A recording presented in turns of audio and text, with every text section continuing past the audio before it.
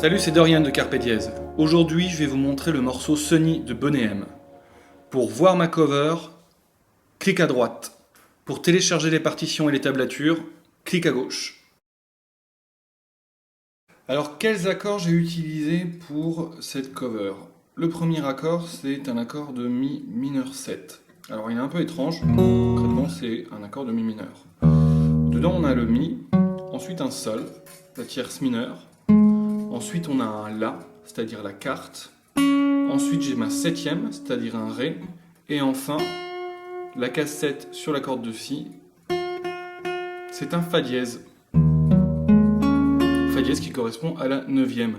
Alors cet accord-là, on pourrait l'appeler concrètement Mi mineur 7 avec entre parenthèses 4,9. Donc voilà, au niveau de la position, pour pouvoir le jouer, le petit doigt et puis l'index qui vient en barré sur les cordes de Ré, Sol et Si. Ensuite, on a un accord de Sol majeur 7.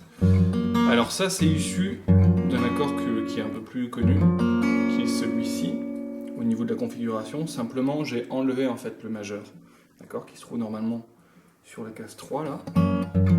Je l'enlève et je fais résonner la corde de Si à vide. C'est-à-dire ma tierce majeure, Sol, La, Si.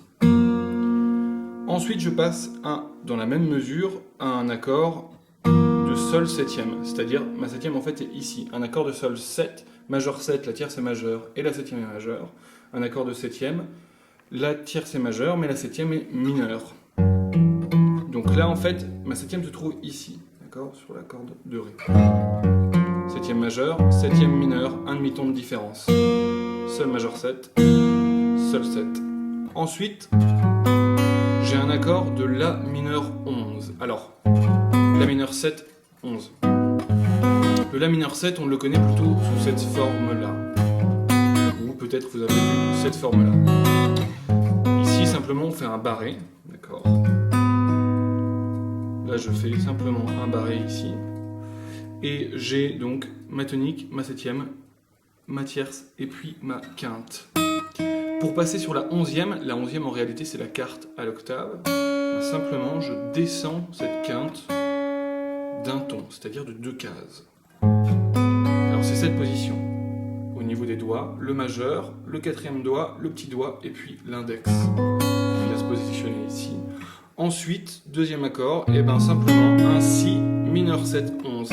La même chose. Et ça reprend. Juste avant le refrain, on a par contre des accords qui vont changer, c'est-à-dire qu'on va avoir un Ré mineur 7, 11, à nouveau.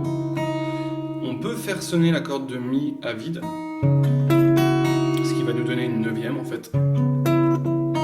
Ensuite j'arrive à nouveau sur mon La mineur 11, que je vais faire de façon très sèche. Et puis ensuite on a une progression de 2 accords, celle-ci et puis celle-ci. Alors ça, c'est des accords qu'on trouve par exemple dans le morceau I Don't Need a Doctor de la reprise de John Mayer, un morceau de Ray Charles.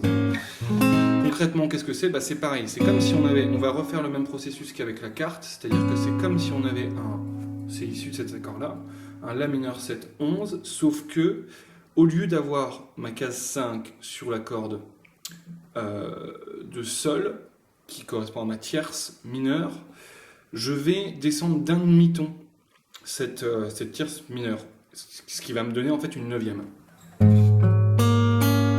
D'accord, là j'avais ma tierce mineure, là j'ai une neuvième.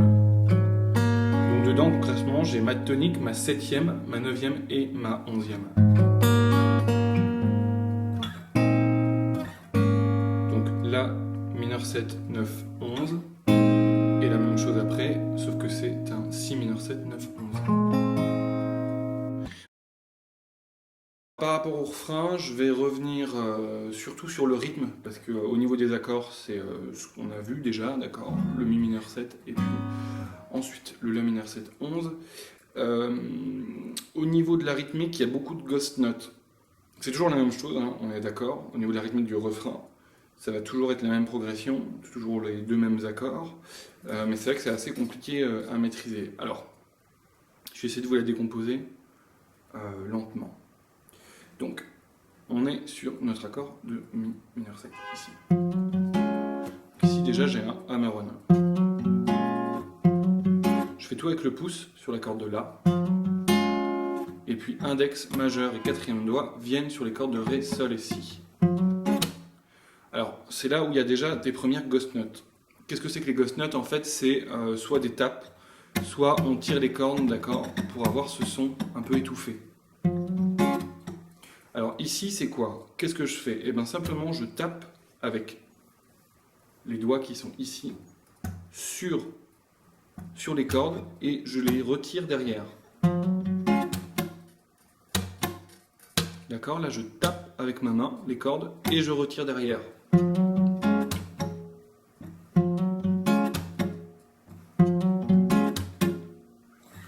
Et directement je passe au Mi mineur, au La mineur 7, 11. Ici, je tire le hammer-on et la même chose derrière, ghost note. La même chose exactement, je tape et je tire.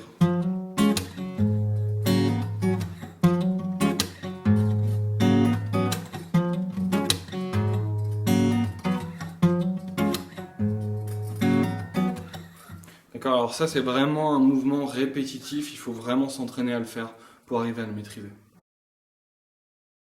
Concernant la guitare électrique, je vais simplement revenir sur le son. Comment ça a été fait en fait. Alors ça passe simplement par un ampli GarageBand.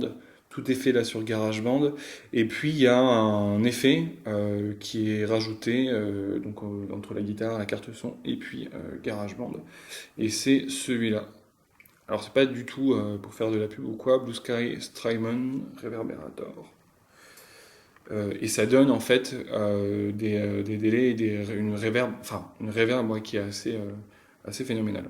Donc voilà pour ceux qui se posaient la question du son de la guitare électrique. Alors concernant l'improvisation, en fait je me suis carrément inspiré de la ligne de chant. C'est-à-dire que c'est pratiquement la même chose que la ligne de chant. Alors cette ligne, on la retrouve dans la pentatonique de Mi mineur, ici. Et en fait, entre chaque interstice, entre chaque phrase, c'est là que je vais vraiment me permettre de rajouter des notes et de faire de nouvelles choses. Ça nous donne ça, par exemple. Sunny, yesterday my life was filled with rain. Pareil pour la deuxième phrase. Sunny, you smile at me and release the pain.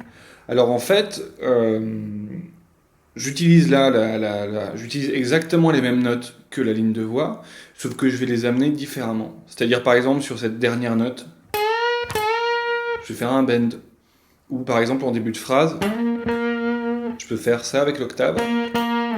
Donc c'est simplement comment moi je ressens la chose, qu'est-ce que j'ai envie d'exprimer. Si je veux, c'est comment je veux exprimer une note, c'est-à-dire comme je le fais au chant en fait. Est-ce que je vais le commencer très fort? Est-ce que je vais le commencer doucement? Est-ce que je vais le commencer en chuchotant? Est-ce que je le fais en parlant? Je peux très bien le faire en parlant aussi. C'est la même chose. Là, mon Si sur la case 12, je peux le commencer en faisant un slide en entrée, en faisant un slide descendant. Je peux très bien faire un bend. Il y a plein de méthodes. Je pourrais très bien faire un arpège comme ça qui arrive. Il y a énormément de méthodes. Alors voilà, c'est simplement qu'on a des notes. Je pense qu'il faut essayer de travailler cet enchaînement de notes. Et ensuite, on essaye de mettre de sa propre personnalité dans l'improvisation.